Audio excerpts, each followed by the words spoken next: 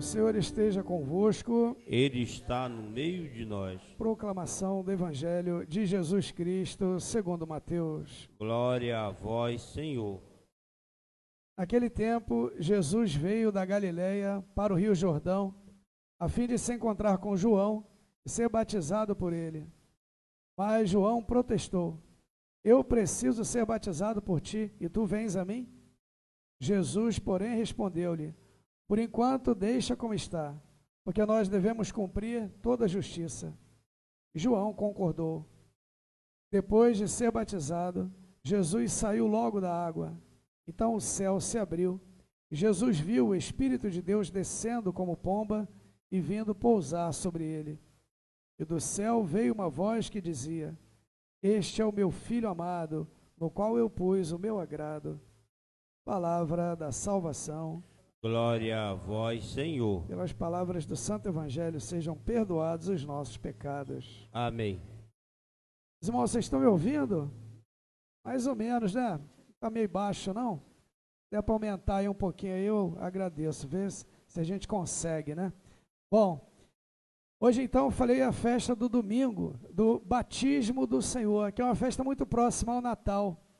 Desde o início da igreja, desde muito tempo, a liturgia aproxima essas duas festas e encerra o Natal com a festa do batismo, porque os dois marcam ali um início. Claro, o Natal, o início, assim, o nascimento de Jesus, né? O início de sua vida na terra, e o batismo marca o início do seu ministério. A partir do batismo começa, digamos, a vida pública de Jesus, né? Ele começa ali a percorrer aldeias, lugarejos, anunciar o evangelho nas sinagogas, expulsar os demônios, curar os doentes, enfim. Melhorou um pouquinho, não melhorou ou não? Não sentindo diferença? Bom, tá bom. Tem um autor, inclusive, que vai dizer isso. Ele vai dizer, no nascimento de Jesus, no Natal, a mãe de Jesus o recebe em seus braços, o acalenta e o apresenta para os magos, que a gente comemorou semana passada. No batismo, é o Pai do céu quem desce até o seu filho, se inclina sobre ele, o acolhe também, o acalenta e o anuncia, o apresenta às nações com essa palavra no final. Esse é meu Filho amado, no qual eu pus o meu agrado. Aí a gente vê a assonância e a semelhança entre essas duas festas. E de fato essa é a palavra mais importante de hoje. O testemunho do Pai sobre o seu Filho, no início do seu ministério. Este é o meu Filho amado, no qual eu pus o meu agrado. Depois, no meio, né, do ministério de Jesus, lá na transfiguração, volta esse testemunho como que é completo, né? O Pai diz: este é o meu Filho amado, no qual eu pus todo o meu amor, escutai-o. Então, bem de acordo aqui com esse texto também. Não sei se vocês lembram, não tem muito tempo, um pouco antes do Natal, no Advento, a figura de João Batista aparece muito destaque e nós vemos todo o povo indo até João Batista para ser batizado. E lá o foco era João Batista. Eu lembro, inclusive, que eu fiz a comparação, não sei quem estava aí nas missas vai lembrar, que João Batista repete o que fez Josué lá no início do povo de Israel. Quando Josué entra com o povo da entrada, com o povo na terra prometida, atravessando o Rio Jordão, eles começam a tomar posse e viver segundo a lei de Moisés que eles receberam, mas diante das suas infidelidades, os profetas estavam sempre chamando o povo a voltar para Deus, a converter-se para Deus, lembrar o que Deus tinha feito e voltar. E João Batista faz isso, então, geograficamente, ele volta para o deserto, atravessa o Rio Jordão, para começar de novo do zero a história com Deus e assim preparar um povo bem disposto. E aí mergulha todos ali no Jordão, preparando todos para a chegada do Messias. Então, João Batista repete o que o Josué tinha feito lá no início do povo, da história do povo, no final da travessia. O milagre de Moisés abrindo o Mar Vermelho se repete com Josué, fazendo também parar o Rio Jordão e todos atravessam a pé enxuto. Então, eu fazia alusão a isso.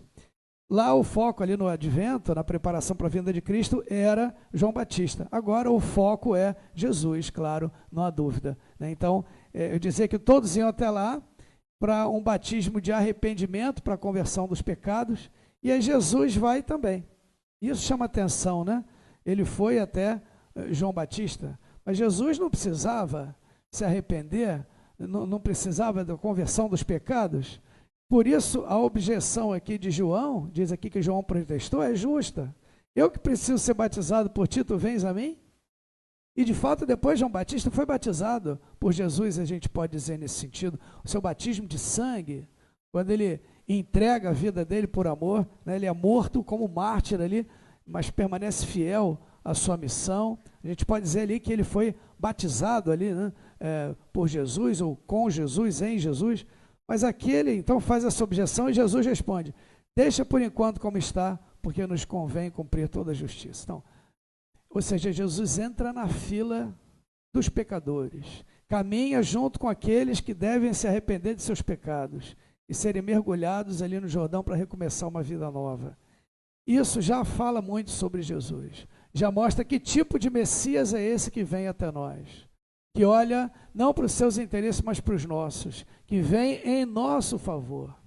A primeira leitura, falando desse servo do Senhor, tem uma imagem que eu gosto muito, eu queria trazer aqui, falando sobre ele que vem, e ele não quebra uma cana rachada, nem apaga um pavio que ainda fumega. O que é isso, né?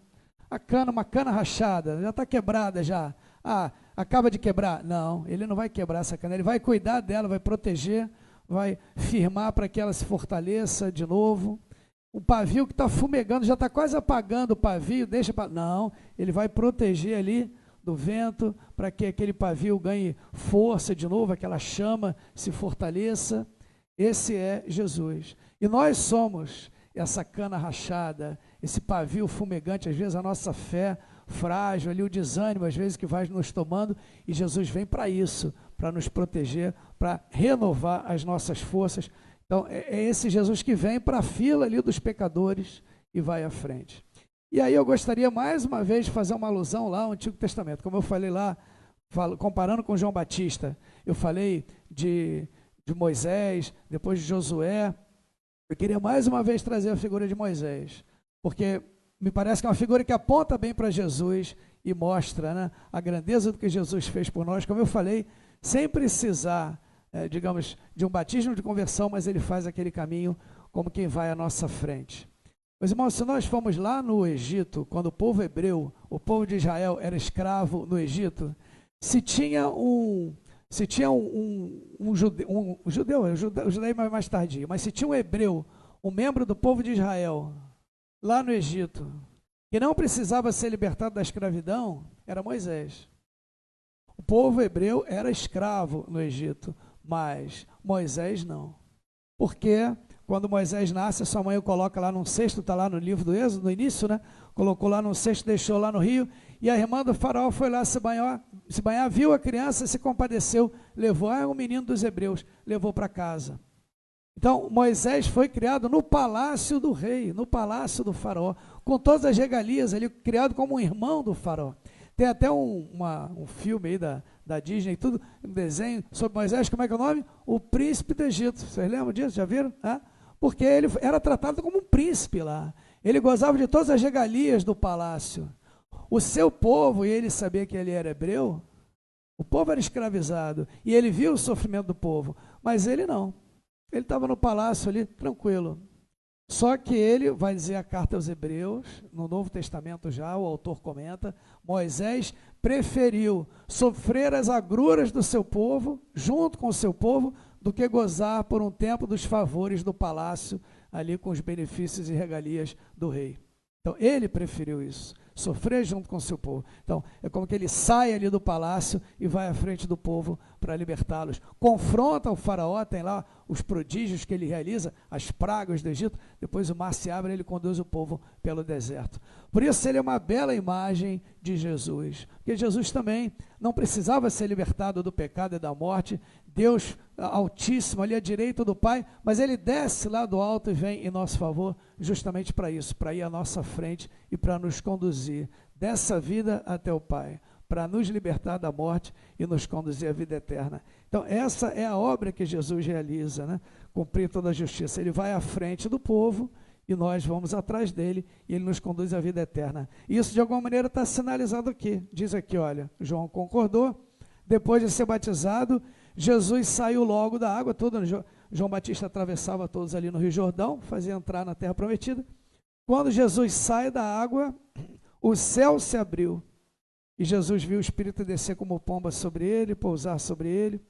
Inclusive eu quero já aqui fazer uma menção semana que vem, porque esse texto volta, mas em João, e ele dá muita ênfase nessa pomba que repousa sobre Jesus e nesse permanecer, que fala que ela pousou sobre ele, fala muito sobre permanecer, e eu vou fazer menção a isso, porque também a gente vê ali um sinal do que aconteceu lá na Arca de Noé, quando a pomba volta também. Então já chama a atenção de vocês para ligar com isso.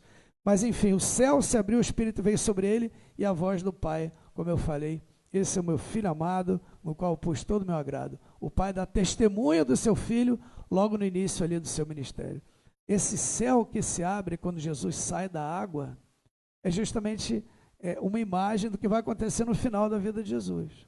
Quando Jesus morre na cruz, ele é mergulhado no Vale da Morte, como se fosse mergulhado no Rio Jordão. Só que Jesus sai da água, Jesus sai do Vale da Morte com vida, e quando Jesus sai com vida dali, ele abre o céu para nós, abre para nós a vida eterna, abriu para nós um caminho de seguimento, e por isso ele nos chama, vai nos chamar durante sua vida pública. Quem quiser me seguir, renuncie a si mesmo, tome sua cruz e me siga. Olha aí, quem quiser guardar, preservar a sua vida vai perder, mas quem estiver disposto a perder tudo por causa de mim vai reencontrar a vida. Moisés falando com o povo lá, poderia ter falado, olha, quem quiser ficar aqui no Egito vai perder, mas quem estiver disposto a deixar o Egito e vir comigo, vocês que são escravos vão passar a viver uma vida nova de liberdade numa terra onde corre leite e mel. Então tudo aquilo é uma imagem do que acontece conosco. Vamos atrás de Jesus, ele atravessa a morte, sai com vida, nós com ele, e ele nos conduz desse mundo para o Pai.